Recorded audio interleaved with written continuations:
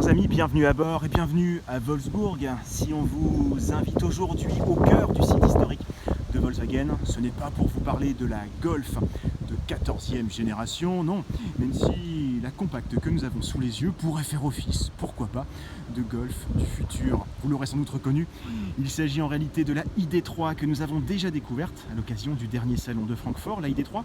Pour rappel, eh bien, il s'agit de la toute première voiture de la famille ID, la gamme de véhicules 100% électriques du groupe Volkswagen.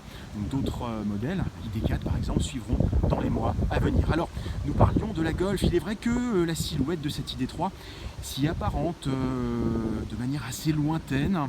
Elle est un petit peu plus courte, 4,26 m de long, 2 cm de moins qu'une Golf 8, un petit peu plus haute aussi. Elle est presque aussi haute qu'une Golf Sportsvan, d'où cette silhouette, ce profil qui s'apparente de loin à celle d'un petit monospace assez ramassé. En revanche, il ne vous aura pas échappé que l'empattement a été considérablement rallongé. 2,76 m, c'est tout simplement 13 cm de plus que celui d'une Golf. Alors, cela profite à l'espace à bord, c'est vrai. Aux places arrière, on est plutôt bien reçu. Du moins en espace aux jambes, la garde auto en revanche est relativement limitée, correcte sans plus pour deux adultes. Il est vrai que le plancher est assez haut.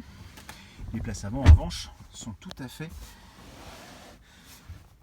classiques dans leur environnement. La planche de bord donc est assez minimaliste. Pas d'extravagance numérique, pas de dalle tactile géante. En revanche, eh bien, très peu de commandes physiques. Ça, malheureusement, dans la veine de la Golf, dans la veine de la Léon, c'est la tendance. Même pour la climatisation par exemple, eh bien, il faudra passer par des raccourcis ou par différents menus et sous-menus pour pouvoir activer les commandes. L'instrumentation est assez minimaliste, mais plutôt lisible et bien pensée. Petit détail assez sympathique, regardez au niveau du pédalier. Une pédale play, une pédale pause, et alors, pas de bouton stop. Voilà, c'est peut-être un message quelque part. Alors, cette halte à Wolfsburg est surtout l'occasion de faire un premier bilan de ce galop d'essai, de cette première prise en main de la version définitive de la ID.3. Techniquement, pour rappel, une batterie de 58 kWh proposée au lancement qui alimente un moteur électrique de 204 chevaux. Donc rien de révolutionnaire sur ce point.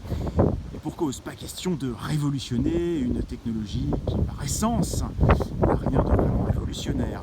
Oui, ça fait des décennies, voire même des siècles que l'on met des moteurs électriques pour faire bouger nos ascenseurs ou nos trains. On retrouve donc un agrément tout à fait similaire à n'importe quelle voiture électrique avec une douceur de fonctionnement vraiment appréciable, c'est vrai, des relances très énergiques.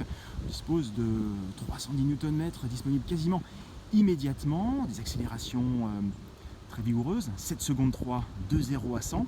Et côté comportement, il faut reconnaître que même si cette ID.3 est assez lourde, 1 tonne 8, donc, pour la version disposant des 58 kWh de batterie, le comportement reste relativement dynamique, le centre de gravité est très bas. Alors il a fallu bien évidemment, comme souvent sur des voitures électriques de ce poids et de ce gabarit, raffermir la suspension. C'est vrai que l'auto est assez fermement tenue, c'est pas inconfortable pour autant, et pourtant toujours assez bien filtré malgré les très grosses jantes de 20 pouces. C'est très esthétique, c'est vrai, mais en général on le paye sur le confort. Ici non, ça reste tout à fait agréable à vivre.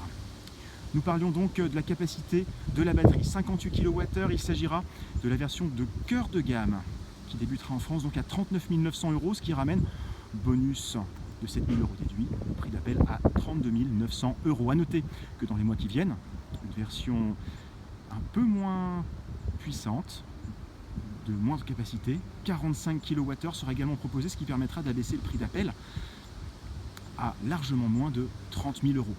Tout en haut de la gamme, on disposera également à partir de fin 2020 d'une version supérieure de 77 kWh.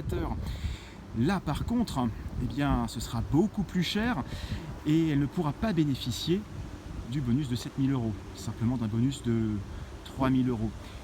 Là, évidemment, on pourra tabler sur une autonomie nettement supérieure, estimée à 550 km, ce qui peut poser question évidemment sur l'intérêt d'embarquer des batteries aussi lourdes pour l'usage que l'on réserve habituellement à une voiture électrique. Côté autonomie justement, Celle de 58 kWh est déjà annoncée à 420 km de rayon d'action, ce qui est largement suffisant et à l'usage plutôt réaliste, sans aucun effort d'éco-conduite, en se permettant même quelques pointes à 160 km/h sur Autobahn. Nous sommes en Allemagne, il faut le rappeler.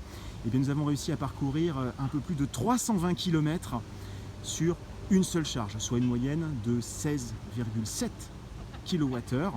C'est un petit peu plus que les 16,2 kWh annoncés, mais en tout cas, pour une fois, assez fidèle aux chiffres constructeurs.